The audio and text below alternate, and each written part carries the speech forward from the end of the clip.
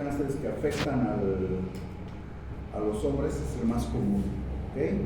Principalmente desde hace mucho tiempo la mayor parte de los pacientes no van al urólogo. ¿Por qué? Porque tenían miedo del tabú del tracto rectal, ¿no? Y como no van al urólogo, pues el cáncer al principio no es doloroso, no molesta, ¿no? El paciente piensa, pues algunos pacientes que tienen cáncer de próstata, entonces le preguntan si tienen una molestia, pues dicen, no me duele nada, no me duele nada, ¿no? Hasta el día de hoy tengo algunos pacientes que están con cáncer de próstata, les está yendo bien, pero dicen, yo no sé por qué, si a mí no me dolía, no es que no te dolía, no es que te dio el cáncer, ¿no? Como les había dicho a sus compañeros, no puede haber tres cosas que van o tres problemas que van a afectar a los pacientes, ¿okay? ¿Cuáles son? Una prostatitis, que va a ser una inflamación, inflamación de la próstata, eso obviamente solo se trata con antibióticos, pasa eso y ya. Luego el crecimiento prostático, ¿no? La próstata obviamente por lo que dijo su compañera, ¿no? Que va a haber una disminución en la producción de testosterona, esta pues al unirse al desdoblarse el de testosterona va a hacer que la próstata aumente de tamaño, ¿no? Que es el crecimiento, ¿no? Y la otra es el cáncer de próstata, ¿no? Que obviamente eso tiene unos factores muy diferentes. Entonces, estas tres pueden afectar a un hombre, ¿no? Pueden ser las tres juntas o combinaciones de las tres. Entonces, ¿cuáles van a ser los factores de riesgo? Principalmente vamos a tener la edad avanzada. El riesgo de tener cáncer de próstata va a aumentar con la edad, ¿no? Y va a ser más frecuente después de los 50 años de edad, ¿ok? ¿No? La raza. Por razones pues, que aún no sabemos, principalmente los hombres afroamericanos tienen un mayor riesgo de padecer de cáncer de próstata, ¿ok? Que las demás razas, y los asiáticos tienen la menor prevalencia en cáncer de próstata. Ya, los antecedentes familiares, otra cosa muy importante que se ha demostrado que pacientes que tienen un familiar directo con cáncer de próstata, ya sea el papá, el hermano, qué sé yo, o el hijo, o sea, todos estos van a tener una probabilidad mucho más alta de poder presentar el cáncer de próstata, pero no necesariamente lo van a tener, ¿ya? Pero si se les da, pues tienen más probabilidades nada más, ¿ok?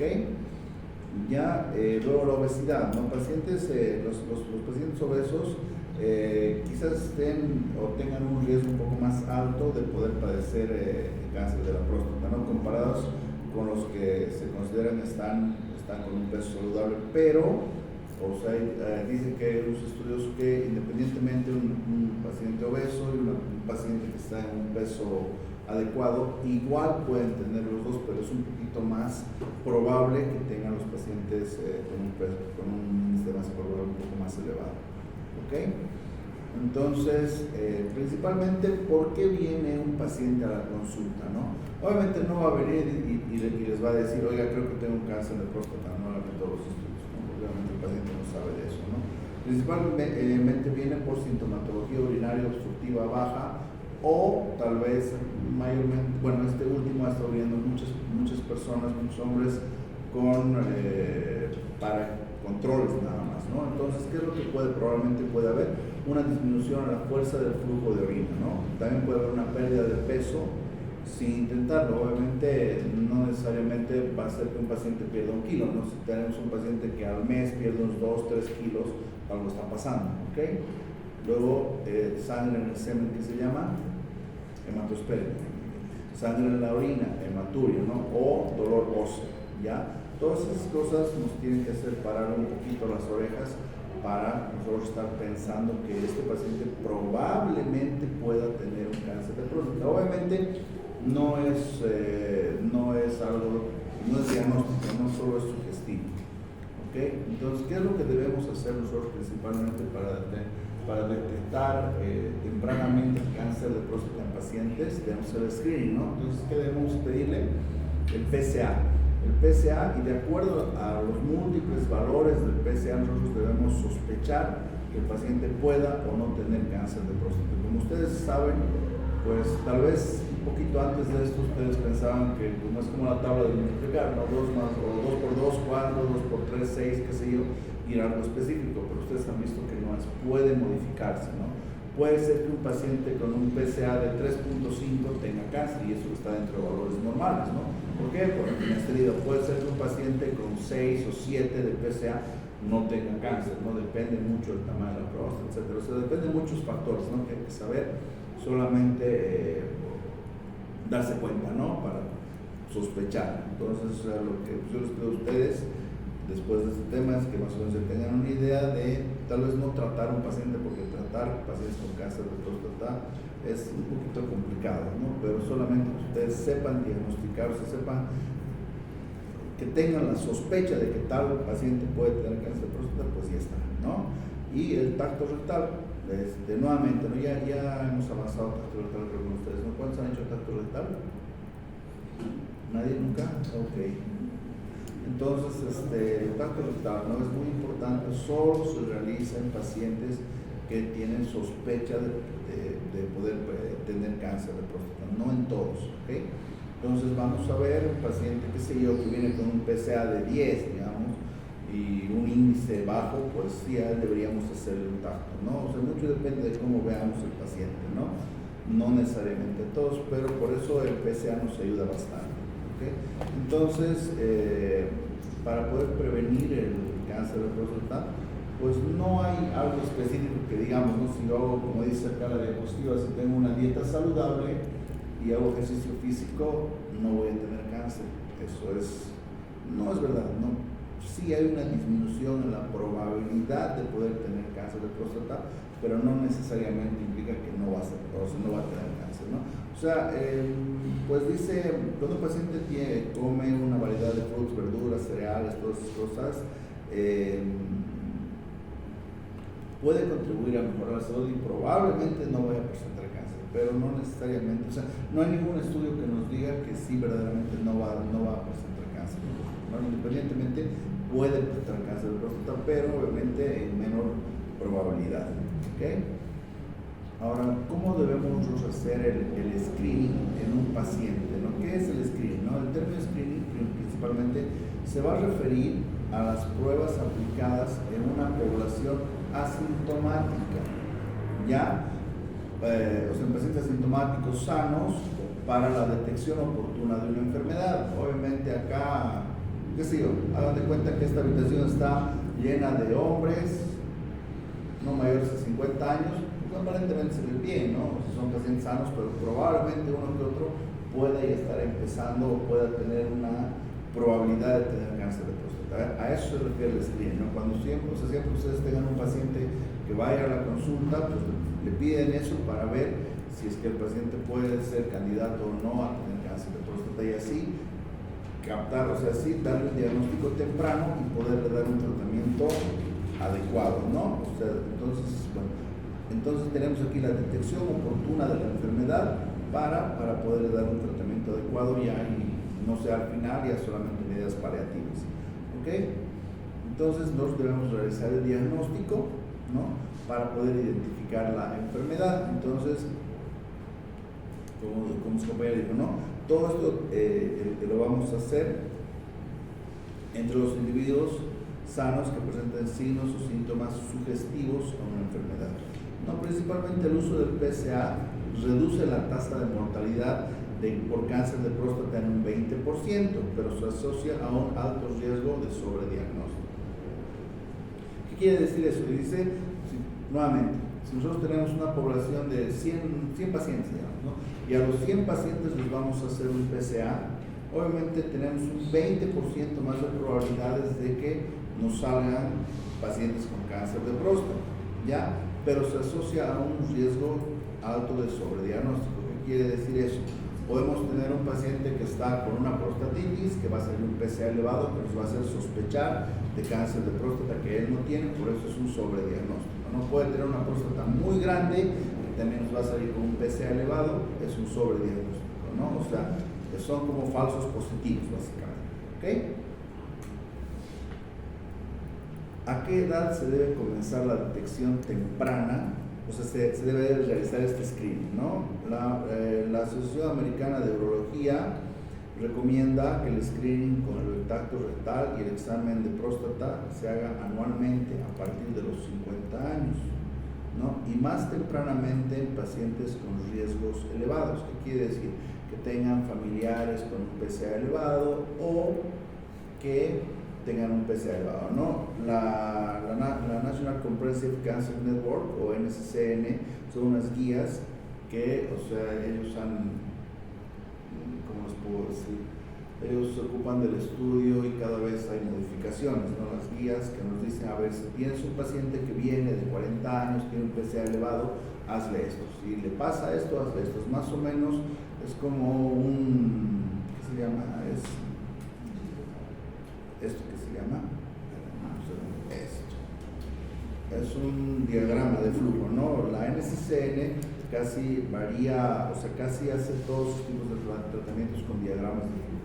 Es como si te agarras de la manito, te dice, a ver si hace esto, ¿no? Pero a veces es un poquito complicado darse cuenta porque es un libro prácticamente de diagramas de flujo, ¿no? Te dice, a ver, si tiene esto, pásate a la página 70 y tienes que hacer esto. Si le pasa esto, pásate a la página, es un enredo total. Bueno, pero ahorita estamos solamente para detectar, ¿no? La detección de la enfermedad. Entonces, buen día, vimos lo del sobrediagnóstico. ¿A qué edad, no? Entonces, la NCCN nos recomienda que este screening debe ser a partir de los 40 años, ¿no? Y una edad límite para el screening es de los 74 años. ¿Qué quiere decir? Entonces, si nosotros tenemos un límite de inicio, también deberíamos tener un límite final, ¿ok? Entonces, habitualmente, si un paciente se ha hecho controles esporádicos, etcétera, y ha tenido PSAs dentro de lo normal hasta los 74 años, probablemente nunca vaya a tener cáncer, ¿no? Pues ya lo podemos dejar vivir tranquilo, sin estar haciendo pruebas de PSA, ya sea anuales o cada 5 años, ¿no? A eso se refiere. Entonces, el PSA, esto ya lo vimos, ¿no? O sea, ¿para qué es? Nos ayuda a detectar el cáncer de próstata en un 65% de las veces. Esto voy a pasarlo rápido, ¿ya? Si tenemos un PSA mayor a 4, tenemos que hacer una prueba de biopsia, ¿no? Si tenemos, o puede ser un probable cáncer, ¿no? Si tenemos entre 4 a 10, tenemos un 25% de probabilidades, mayores a 10, tenemos hasta un 67% de probabilidades. Es la misma diapositiva que ya vimos en el antígeno prostático. ¿Qué va a aumentar el PSA? Infecciones del tracto urinario, hiperplasia prostática benigna, prostatitis, retención aguda de orina, actividad sexual, está controvertido, ejercicio físico, masaje prostático y la biopsia prostática, ¿no? Esto lo voy a pasar rápido porque ya lo vimos, ¿no? Medicamentos que disminuyen el PSA, principalmente la finasterida, no modifican el PSA, el tracto rectal y los bloqueadores alfa, ¿no? O sea, en este caso la tamsulosin como está haciendo. Entonces, tenemos que nosotros en este punto, ¿no? Si un paciente ya sabe, está tomando finasterida por más de 6 meses, nosotros tenemos que pensar que su PSA es el doble de lo que aparentemente tiene, ¿ok? O puede ser que esté aumentado por todos esos problemas o esas enfermedades que tenga, o el dato rectal, por ejemplo, no modifica. ¿Se acuerdan cuál era la vida media del PSA?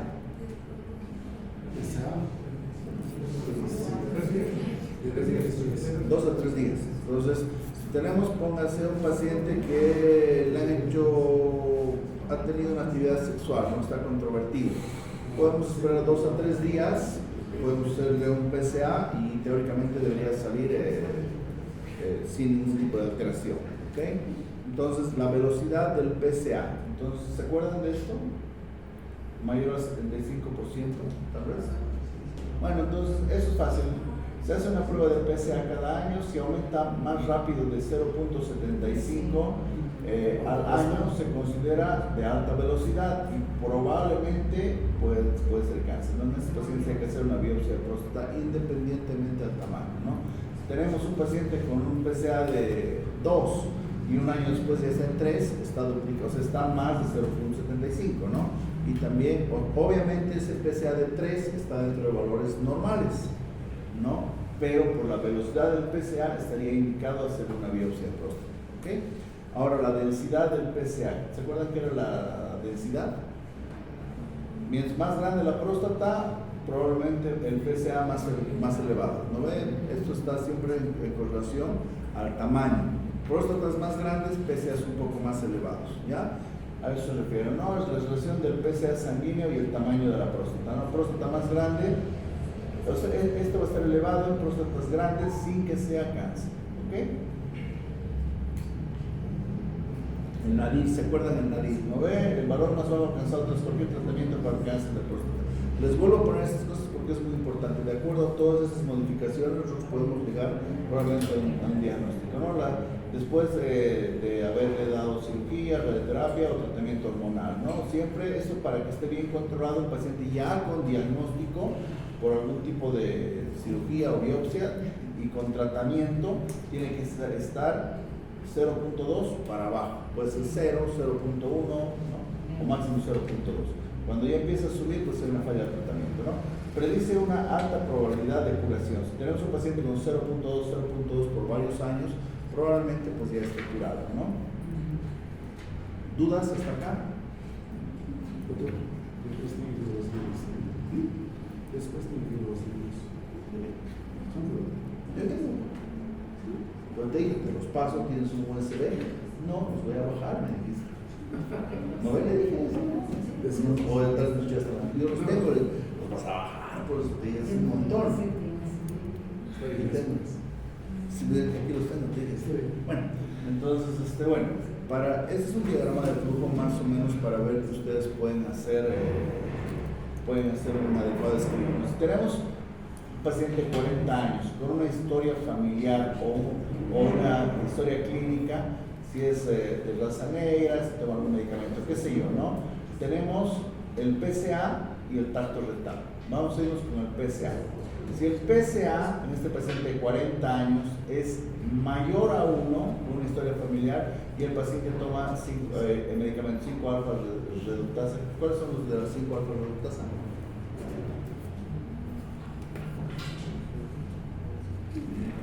Finasterida, dutasterida, ¿ya? Entonces, si es mayor a 1, ¿no? Una historia familiar, tal vez que no ha tenido que ha tenido pacientes familiares con cáncer, pero es mayor a 1, pero no pasa de 4, tenemos que hacerle un PSA anual, porque tiene sospecha, ¿ya? Ahora, por otro lado, si el PSA es menor a 1, de los 40 años, nos saltamos hasta los 45, vuelve a 5 años, ¿no? O sea, para hacerle un nuevo PSA. Ya, estamos acá, 45 años, ya el paciente tenía 40 años, no tenía nada, venimos por este lado, 45 años. Entonces a los 45 años nuevamente, si el PSA es mayor a 1, ¿no? Mayor a 1, va aumentando 1, hay que hacerle un PSA anual, a partir de los 45 años, es mayor a 1 pero inferior a 4, ¿ok? Anual, ¿ya? Ahora, si el PSA es menor a 1, de los 45 nos vamos a 50 años. ¿Ya? Eso es cuando es mayor o menor nada más, ¿no? Pero obviamente pueden haber varias modificaciones. ¿Dudas, preguntas hasta acá? ¿Nada? ¿Nada? ¿Todo bien? ¿Seguro? Muy bien.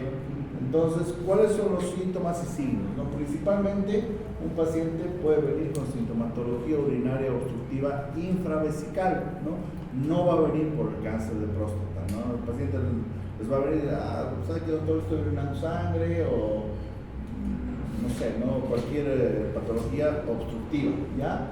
Hematuria, retención urinaria, dolor de espalda o huesos. Este es ya cuando el cáncer va a estar metastásico, ¿ok? Y el paciente viene con eso, ¿no? A ver,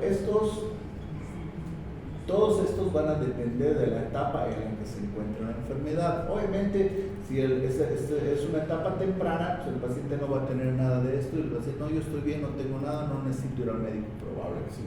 No, lo que hay que hacer es crear una conciencia que debe ir a hacerse un adecuado control, porque obviamente eso le va a servir en que si tiene algo, poderlo tratar, pues, que pueda vivir, tal vez tener una vida más larga sin cáncer, ¿no? Ahora, de acuerdo también el cáncer de próstata, o sea, si el cáncer de próstata va a estar localizado, ¿qué quiere decir? O sea, si solamente va a estar dentro de la próstata, ¿no? Y no ha salido, o localmente avanzado, ¿qué quiere decir esto? De la próstata que ha podido salir ganglios, ¿no? Sí. O metastásico, ¿no? Que ha llegado principalmente a hueso y a pulmón, ¿ok? Entonces, hasta acá ya. Ahora, ¿cómo vamos a hacer un abordaje, ¿no? Diagnóstico para el cáncer de próstata? Entonces, viene un paciente, entra al consultorio, independientemente de que venga por sintomatología urinaria, que es crecimiento de la próstata, nosotros debemos hacer ese screening, ¿no? Que es el PSA. No necesariamente tienen que hacerle tacto rectal a todos los pacientes, porque obviamente van a perder mucha de su consulta, no van a querer ir, ¿no? Entonces, pero si le dicen, no, pues con una muestrita de sangre, ya. Ahora, si la muestra de sangre, que es el PSA, tiene una alta probabilidad de tener cáncer, le explican, ¿no? Oiga, pues yo creo que probablemente usted puede tener cáncer, le hago un tacto rectal, les dirá sí ni no, ¿no? O directamente, si es ya más sospechoso y ya tienen un poquito más de colmillo, pues yo nunca les hago tacto rectal, le digo, le voy a hacer una biopsia. Entonces le hago la biopsia, sedación, el paciente está dormido y se da.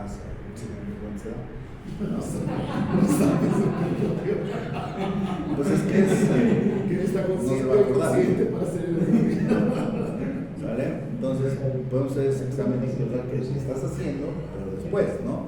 Y ver el PSA, y obviamente le pedimos una ecografía urológica más o menos para ver por ahí la elevación del PSA está dada por el tamaño de la próstata, ¿no? O todo lo que ya habíamos visto hace un momento, ¿vale?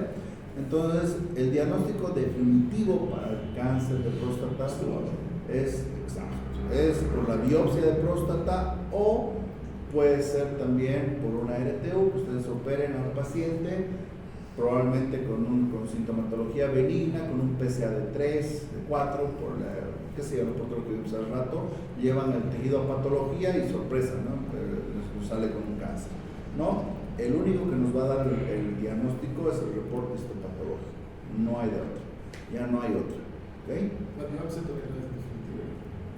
Claro, porque tú estás llevando una muestra, ¿no? Y el que te va a dar diagnóstico es el patólogo. Sí. Para el patólogo tú le das una biopsia, el AB, ¿no? Le das tejido prostático que después es proveniente de una resección, lo mismo, ¿no? Estás dando la muestra el patólogo, ¿no? Ya, independientemente de cómo lo hayas obtenido, ¿ok? Entonces, ¿qué tenemos? El examen dígito rectal o tacto rectal, ¿no? El cáncer de próstata principalmente se va a encontrar en la zona periférica, ¿no? Y puede ser detectado por el examen dígito rectal. ¿Cómo se hace un tacto rectal, no? Si es sospechoso o anormal, ¿no? Vamos a principalmente tener la presencia de nódulos o induraciones de la próstata, ¿no? Vamos a tocar, va a haber un nódulo, ¿ya? Entonces,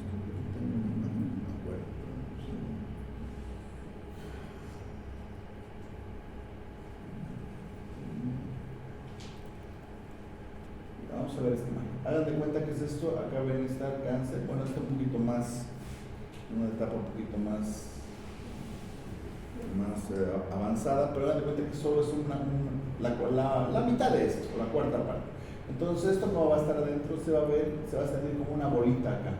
Entonces van a tocar y tocan como si fuera una bolita, como si fuera una arveja. Se siente solamente el domo, no todo, ¿no? Entonces eso es un nódulo, ¿no? O también pueden tocarla aumentada de consistencia, que quiere decir más dura, pero no pétrea. Y obviamente si la tocan así como una piedra o como esta madera, pues ya es una probabilidad muy alta de presentar cáncer, ¿ok? O también puede estar no móvil, ¿no? Porque habitualmente siempre se mueve un poquito, no mucho, pero sí tiene un poquito de movilidad, pero si está bien pegada, es como cuando ustedes conocen el Poxipol. Es una masa para pegar tuberías. Sí. Si la pones ahí, has tocado eso una vez, está bien fijo, sí, pero si está pegado al tubo. Es básicamente cuando está muy avanzado lo que hace el cáncer, no se pega a la vejiga o al recto. Entonces está fijo y que tú lo tocas no se mueve, pero cuando no está fija el recto se mueve un poquito, no mucho, pero sí se mueve, ¿no? Sí, es un poquito. ¿Ya? A ver dónde estamos. La nariz, acá, vimos. Bien, acá, ¿no? Entonces, bueno, cuando tenemos todos esos nódulos, induración, todo lo que les acabo de decir, va a haber una indicación absoluta de biopsia de próstata, ¿ya? ¿Cuáles son las indicaciones entonces? Entonces, tenemos el examen, las específicas son el examen dígito rectal anormal o sospechoso de que pueda ser cáncer. Un PSA mayor a 10 o un índice o un porcentaje menor a 10. ¿Se acuerdan que un día hicimos unas reglas de 3, unas reglas de 3 para ver si era o no era? Justamente yo os había dicho que era de 15 para abajo y de 15 para arriba para ver si podía es el índice. Sí, las indicaciones relativas acá están. El PSA persistentemente sospechoso arriba de su valor normal. O sea, si nosotros tenemos un paciente con un PSA elevado, le damos antibiótico, le volvemos a tomar un nuevo PSA, sigue saliendo elevado, pues va para biopsia, ¿no? O le podemos pedir un PSA total libre con esto, mire, índice de PSA menor a 10 va para biopsia. Índice entre 10 a 15 debemos considerar la biopsia. Por eso es que a veces se ha hecho de 15 para abajo, biopsia, ¿no? Pero mayor a 25, pues no se hace nada, ¿no? Pero habitualmente 16, 20 ya, probablemente ya no le haces nada, ¿no? Pero sí lo tienes que mantener en observación, ¿no? ¿Cuál es la observación? Vuelvan 6 meses con un nuevo PSA, total y libre, ¿no? Claro, porque probablemente no tenga nada, pero puede ser que en el futuro sí, pues lo tienes que, o sea, no lo puedes dejar perdido, ¿no? Pero tiene que volver. Entonces, la velocidad del ascenso, ¿no? Que habíamos dicho, la velocidad del PSA mayor a 75 por año puede ser una indicación relativa para hacer una biopsia, ¿no? Sospecha de cáncer sintomático, ¿no? Dolor óseo, compresión medular, ¿no? Aquí principalmente el paciente viene por dolor en la espalda, ¿no? ¿Por qué? Porque si los sitios de eso están las vértebras, va a haber una lesión ahí o un cáncer a nivel óseo y esos van a comprimir la salida de los nervios. Entonces eso realmente provoca dolor. Ustedes le toman una radiografía o lo mandan al neurocirujano, qué sé yo, o al traumatólogo para que le arregle eso, le va a hacer una tomografía, y en la tomografía o radiografía para empezar, pues aquí hay unas imágenes sospechosas a cáncer, media vuelta para ver el urólogo, ¿no?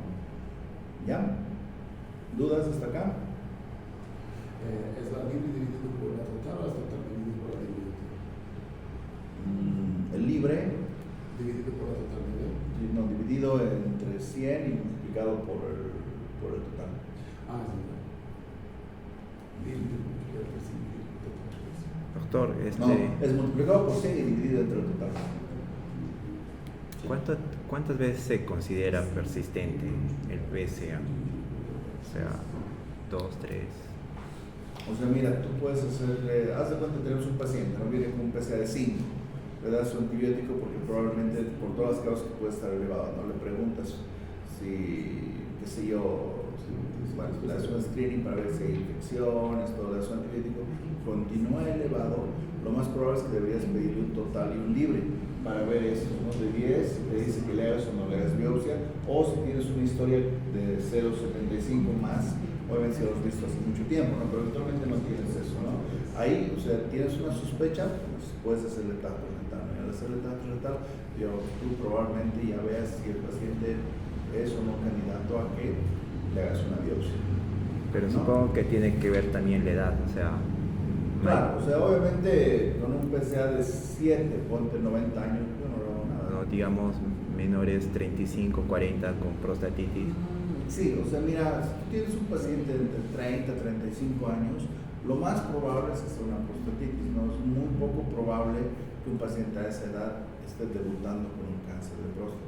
Pero si tuviera antecedentes familiares, 35 años, digamos, antecedentes pues familiares. Mira, yo he visto 1 o 2, creo, a esa edad con cáncer de próstata, ¿no? Pero, ¿de cuántos? No sé, no podría decirte qué cantidad de pacientes que he visto, no tengo ni idea. Pero he visto muy pocos, no es común, ¿no? Y obviamente te cuento una anécdota, ¿no? Cuando yo estaba haciendo la residencia, viene un tipo 45, 46 creo que tenía. Viene con le hicimos un PSA, ¿no? Una biopsia. Y pum, sale cáncer. Entonces, pues me tocó atenderlo a mí, porque era así como cuando repartes cartas al que te toque. Me tocó atenderlo a mí, yo le digo, pues sí, oye, creo que pues, tiene cáncer, le digo, ¿no? Y se pone a renegar. Me dice, ese mi padre,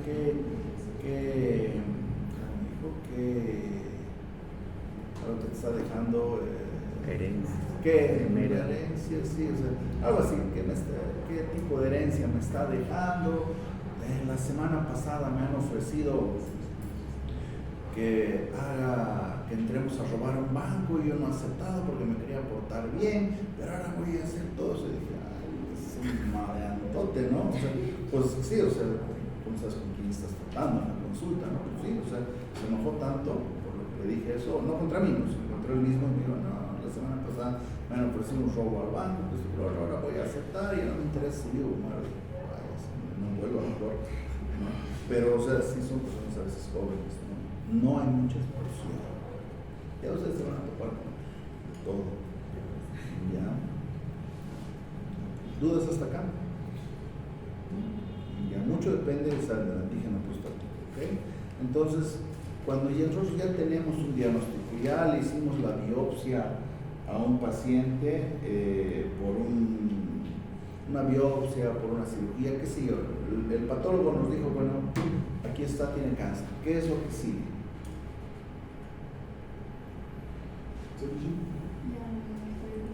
Estadificación. Hay que ver si el cáncer ha salido o no ha salido de la próstata. ¿Sí? Entonces, ¿cómo vamos a ver? Realizando dos estudios principalmente, el gamagrama óseo. El gamagrama óseo nos va a indicar si el cáncer ha hecho metástasis a hueso, ¿ya? Y también, sí o sí tenemos que pedir el gamagrama y una tomografía tóraco-abdominopélvica con contraste. Una nos va a decir el gamagrama si hay metástasis a hueso y esta otra nos va a decir si hay metástasis a estructuras blandas, ¿no? O sea, ganglios, pulmón, qué sé yo. No, pero también podemos pedirle rayos X. ¿Para qué? Para ver si hay metástasis principalmente, no se ve tan bien, ¿no? No es tan específico en pulmón, metástasis pulmonares. Si es que no podríamos hacerle por alguna X razón, la tomografía por una insuficiencia renal aguda, pónganse, le hacemos una resonancia magnética, ¿no? O si contamos con el PET-CT, pues mejor todavía, ¿no? Habitualmente no hay y es muy caro, ¿no? Pero con el gamagrama y la tomografía, pues ya tenemos para estadificar adecuadamente un tumor y poderle ofrecer las diferentes opciones de tratamiento. ¿Ya? ¿Qué? Es la tomografía con emisión de positrones. ¿No? Eso. CT es tomografía. Tomografía computarizada con emisión de positrones. Ya, entonces, ¿cuáles son las complicaciones de un pasito más atrás, ¿no? Si nosotros le hicimos una biopsia, ¿qué es lo que le puede pasar al paciente? ¿Cómo se nos puede complicar? Principalmente nos va a dar una hemospermia, ¿no? En un 37% de los casos. ¿Por qué? Porque ustedes saben, está la próstata y ahí sí están las vesículas seminales. Le podemos dar un pinchazo a las vesículas seminales. Bueno, antes de esto, ¿cómo se realiza una biopsia? ¿No? Hay diferentes técnicas, ¿no? Podemos tener se hace con sextantes, ¿no? Se había explicado, ¿se acuerdan? Que vamos a dividir en la cabeza nomás a la próstata en dos mitades, el lóbulo derecho y el lóbulo izquierdo. Podemos tomar 6 de un lóbulo y 6 del otro, entonces tenemos 12 muestras. Eso se llama una biopsia por doble sextante, o sea, 2 seises, ¿no? Pero también podemos hacer una biopsia por saturación. Entonces hagan de cuenta que al paciente ya lo biopsiaron y salió negativo. No es cáncer, pero sigue con los PSAs elevados. Entonces le voy a hacer otra biopsia, pero ya no se la haría por doble sextante, la hago por saturación.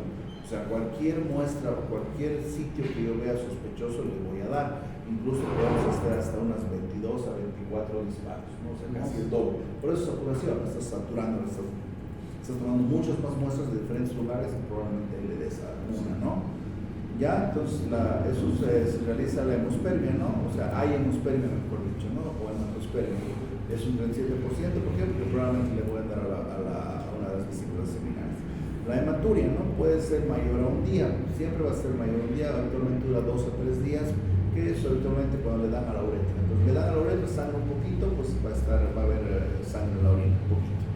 Sangrado rectal, obviamente el sangrado rectal, ¿por qué? ¿Por dónde estamos entrando? Por el recto. Estamos haciéndole varios huecos al recto, pues va a sangrar. Cuando vaya a tener deposiciones el paciente, pues va a ser un poquito de sangre, pero eso igual se pierde. Una prostatitis, ¿no? Obviamente el orificio de entrada es el recto, está lleno de materia fecal, independientemente que para la biopsia le hemos dicho al paciente o hayamos indicado que se haga un enema evacuante, siempre va a quedar materia fecal y esa materia al dar pinchazos la estamos metiendo a la próstata, entonces puede ser una prostatitis. Esa prostatitis, si no le damos un tratamiento antibiótico adecuado, es fiebre, urosepsis, ¿no? Se puede provocar fiebre y urosepsis, ¿no? En los porcentajes que acá dicen, ¿no? Y esta obviamente urosepsis está en la vejiga y en la infección, ¿no? Entonces tenemos el vero montano es la estructura por donde van a desembocar los dos conductos deferentes que llevan los espermatozoides y el líquido seminal de las vesículas seminales para la uretra y prosale, ¿no? Entonces tenemos la infección en la próstata, por ahí pueden entrar y llegar a los epidídimos o al testículo. ¿Okay? ¿Podemos dar un tratamiento profiláctico para este paciente? Habitualmente cuando tú le vas a hacer una biopsia de próstata, yo siempre les doy un tratamiento profiláctico 3 días antes. Antibiótico, no le puedes dar cipro, le puedes dar levo, cefixima, qué sé yo, ¿no? 3 días antes, su enema evacuante 1 hora antes del estudio, 2 horas antes del estudio, probablemente sea lo más limpio posible ahí, ¿no? Le das la biopsia y le das unos 7 a 10 días de antibiótico posterior, así, para que no te pase eso, ¿no? Lo más común es la hematuria, sangrado rectal, ¿no? Y fiebre en algunos pacientes. Si tienes fiebre, lo hospitalizas y le pasas medicamento endovenoso, ¿no? Para que no te haga fiebre. Digo, para que no se convierta en una urosepsis, ¿ok? Ya, ahora lo que tu compañera estaba, lo que bueno, a ustedes también les interesa es la clasificación de Gleason. Dice, el sistema para la clasificación del adenocarcinoma de próstata es un sistema para la clasificación del adenocarcinoma de próstata. Dice, el puntaje es la suma de los 2 patrones más comunes de crecimiento del tumor. ¿Ya? Cada patrón estructural se va a calificar del 1 al 5. ¿Ok? Y el más diferenciado, tenemos que poner los 2 más diferenciados. Ahora les explico. Los rangos van a oscilar de 2 a 10. ¿Ya? La puntuación de Gleason modificada se hizo en 2005. En el grado principal, lo más extenso, ahora les explico todo esto.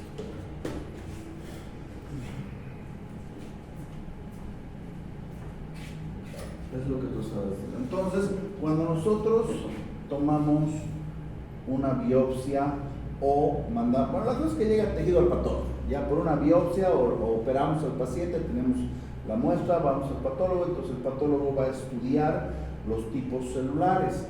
Esos tipos celulares habitualmente están divididos en 5 grupos, como te dicen, grupo 1, 2, 3, 4 y 5, ¿ya? Entonces están divididos en esos 5 grupos. Puede haber, me invento, cuando ha visto 30 de esos grupos, de estos va a haber 35, de este 4 va a haber 10 y de este 5 va a haber 3, supongamos, ¿ya? Me estoy inventando, ¿ya? Sí. Entonces, para esa clasificación van a poner los 2 grupos más comunes. ¿Cuáles serían esos 2 grupos más comunes? Este y este, ¿están de acuerdo? ¿No? Entonces sería un Gleason 3 más 2, 5. ¿Ya? Son 5. Pero ¿cuál voy a poner primero? ¿El 2 o el 3? El 3 porque es el que es más común que este. Entonces sería 3 más 2. Esa es la respuesta a tu pregunta. ¿Entiendes? Es la clasificación Gleason. Es la suma de los 2 patrones más comunes de crecimiento en el tumor. O sea, el tumor ha habido más, o sea, varias veces, ¿me entiendes?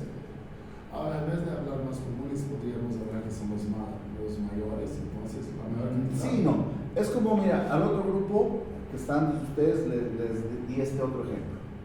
En esta habitación, ¿cuántos somos? Bueno, ¿cuántos son ustedes? Supongamos son 20. Sí. 20 personas. ¿Cuántos son bolivianos? 10. ¿Cuántos son brasileños? 5. ¿Cuántos son chilenos? 3. ¿Cuántos son africanos? 2. Ya, suman 20. Entonces tú pones Gleason, no sé qué número será este, ¿no? Pero Gleason 10 más 5, ¿entiendes? Y ahí va la sumatoria. ¿Entiendes? Sí, que es básicamente lo que hemos hecho hasta acá. ¿Ya? ¿Sí? Muy bien. Pero, ¿qué pasa si nosotros tenemos esto? Gleason 30, en vez de tener 10, tenemos 30. Aquí tenemos un Gleason, no sé qué número, más paréntesis. 3 más 4. Más. Obviamente vamos a poner siempre el más alto, 3. Aquí va a ser un 3. Más 4. ¿Por qué 4? Porque creo que es más grave. Exacto. Si tenemos dos iguales, ¿no? ¿Cuál ponemos? El más agresivo, el más grande. Entonces aquí es 4. 3 más 4. Suman 7. ¿Ya? Eso es lo que dice aquí. Grado principal o más extenso, ¿no? Patrón primario, que sería este, ¿no?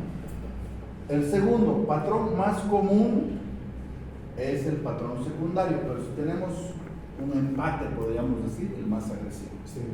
¿Ya? ¿Dudas, preguntas hasta acá? Eso es la clasificación. 4 y 3, si por 4 más 3 sería... 7. No, así, inverso.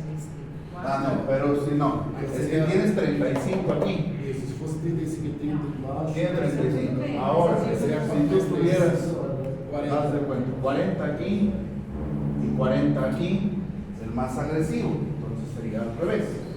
4 más 3. ¿Ya? ¿Por qué? Porque el más agresivo, o sea, el de mayor cantidad es el que son 4, ¿no ves? Y tienes un empate entre esos dos, ¿no? Entre el 4 y el 2, pero tienes el que sigue es el 3, por eso es. ¿Ya? No podría ser entonces 4 más 2, porque Habitualmente, cuando tú tienes, vamos a hacer esto. Lo más común es el Gleason 6, que es 3 más 3. Es el más común que hay. Sí. ¿Ya? Arriba abajo, para el 10, este es el más agresivo. Sí. Es cáncer. Debajo de este son 5, 4. Habitualmente se considera solamente observación. Probablemente no sea cáncer. Más estroma que glándulas. ¿Ves? Bien diferenciado. Moderadamente diferenciado, ¿no? Bien diferenciado. Solo son pequeñas, uniforme, glándulas. Más estroma entre glándulas. ¿Ves? Márgenes infiltrados distintos. Irregulares. Ya, sí, distinguidos. Irregular, masas. Márgenes. No, masas. Sí, tantas neofrases como masas irregulares. Esto es cáncer. También, obviamente, ¿no? O sea, de aquí para acá es cáncer. De aquí para acá no es cáncer. Lo mínimo que podemos sacar acá es un 3 más 3. 6. Y de aquí probablemente no es. ¿Ya? Esa es tu respuesta, ya sabes que le vas a decir al... ¿Qué es? Al Lascano. Sí, tú vas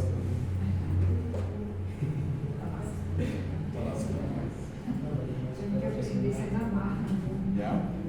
¿Dudas hasta acá? Muy bien. Entonces la clasificación de por eso se hace, ¿no? Por los patrones celulares. Ahora, ¿qué hora es? Las 9. Bueno, esto más hasta acá y acá quedamos. Entonces, igual con el otro grupo hasta acá nomás avanzó más esto. La clasificación del TNM que dijo su compañero, hasta ahí, esta es la clasificación completa, ¿ya? Entonces aquí tenemos, ¿no? Tumor primario no puede ser evaluado. ¿Cuándo no podría ser evaluado? Cuando no hay ningún examen, ¿no? No hay evidencia de tumor primario. Ya tenemos un examen y no hay nada, no está sano el paciente. ¿Ya? El T1, tumor primario no es clínicamente aparente, no visible y no palpable. Entonces, tenemos un tumor que no se ve y tampoco lo podemos tocar. ¿Por qué? Porque es muy pequeño. ¿Ya? Aquí este se divide en tres: T1A, T1B y T1C. Habitualmente estos dos son por biopsia, por cirugía, perdón. Son por cirugía. Entonces nosotros tenemos un paciente que tenía una hiperplasia prostática, lo operamos, tenemos el tejido, saca tejido, mandamos a patología y nos sale un tumor incidental en 5% o menos del tejido prostático resecado. O sea, que hemos cortado, ya salió 5% del 100%, poquito. Entonces, el tumor va a ser un T1A. ¿Ya? T1A. O si el tumor, el T1B, va a ser más del 5% del tejido resecado. Aquí tenemos 5%, o sea, 5% o T1B. Menor al 5% o más del 5%. Sí, es una cantidad pequeña, pero hay tumor. El T1C, tumor diagnosticado por biopsia. ¿Ya? Entonces estamos acá, hasta acá, para biopsia. ¿Ya? Por biopsia. Entonces, el T2 es un tumor primario confinado a la próstata. No ha salido de la próstata, está solamente aquí adentro. ¿Ya? Igual, lo dividimos en A, B y C. Tumor comprende menos del 50% de un lóbulo. Este es un lóbulo menos del 50%. ¿Estamos de acuerdo?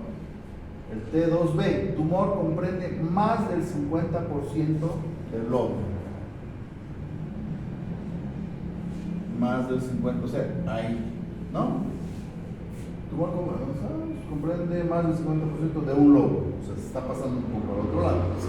T2C, tumor compromete ambos lóbulos. Teóricamente esto debería ser T3C, ¿no? Está comprometiendo ambos lóbulos, el otro debería ser, está casi todo, más del 50%, pero solo en un solo lóbulo, ¿ya? Entonces ese es el AB y el tumor comprende ambos lóbulos, ¿no? Es este, C, ¿ya? Entonces ya hemos visto hasta T2, AB, C, hasta aquí, ¿ya? El T3, tumor se extiende más allá de la cápsula prostática. Invasión al ápex prostático o a la cápsula prostática es clasificado como C2. Ya. Entonces, tenemos el tumor se extiende más allá de la cápsula, o sea, ya está saliendo, ¿no ven? Primero acá era muy poquito, luego era solo un lóbulo, ahora va para afuera. Ya se divide en igual T3A, T3B, solo en A y B, nada más. Entonces, extensión extracapsular unilateral o bilateral. Solo ha salido acá o bilateral. ¿Ya? Tumor compromete a las vesículas seminales. Acá están las vesículas seminales, ¿no? Entonces ha salido y esto ya está acá comprometido. Creo que acá está ahora. Aquí. ¿No? Está comprometido a las vesículas seminales. ¿Ok? Igual acá se ve, ¿no? Miren. está la cápsula, y este ya está metiéndose acá a la vesícula seminal. Entonces, ya tenemos el T3B. T4. Tumor fijo que invade estructuras adyacentes diferentes a las vesículas seminales. No vesículas seminales puede ser el cuello vesical, o sea, ya no ha llegado acá a la vesícula, sino ya se ha ido acá al cuello vesical, ha invadido el cuello vesical, uretra o estructuras adyacentes que principalmente van a ser músculos acá, ¿ya? O puede ser recto, ¿sale? Cuello vesical, esfínter externo, recto, elevadores del ano, los músculos que he dicho, o pared pélvica. De música que no se ve. Dice, a ver, el tumor detectado por biopsia en uno o ambos lóbulos prostáticos que no es palpable y visible por imagenología, el T10, que se había dicho, ¿no? Márgenes positivos, bueno, eso ya es otra cosa. ¿Alguna duda?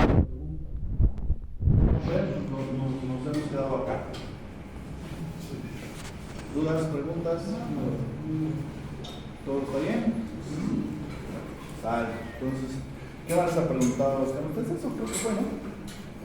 Las canos, eso les preguntó, ¿no? Ya sabes que le van a responder. Está bien. Ya, la siguiente clase, que era cáncer de renal, ¿no? ¿Quién sería que da cáncer renal? ¿No está acá? Creo que no vinieron. ¿No vinieron? Dígale que se salvaron ya. La siguiente vamos a terminar. Tengo que avanzar lo mismo que sus compañeros del primer grupo. No va a haber exclusión de ustedes. La siguiente vamos a terminar esto. Va a faltar poquito y vamos a ver algunas dudas que tengan acerca de todo lo que hemos avanzado. ¿Ok? ¿Sale?